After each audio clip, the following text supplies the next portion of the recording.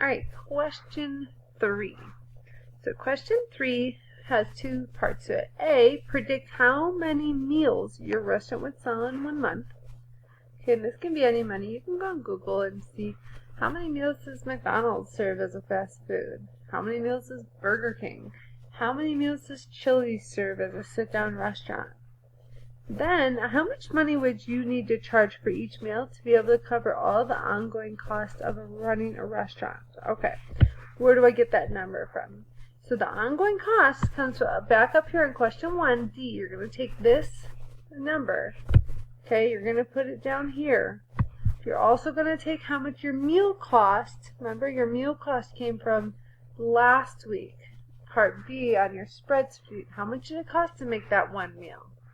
Okay, and if that number isn't quite right, you need to relook at that number. Because some of you had thousands of dollars for a meal. Well, come on, that does not cost $1,000 to make a meal. Then you're going to do is you're going to look at how many you're going to sell, right? What the cost of them is, and how much you're going to charge per meal. You're going to have to do some math here.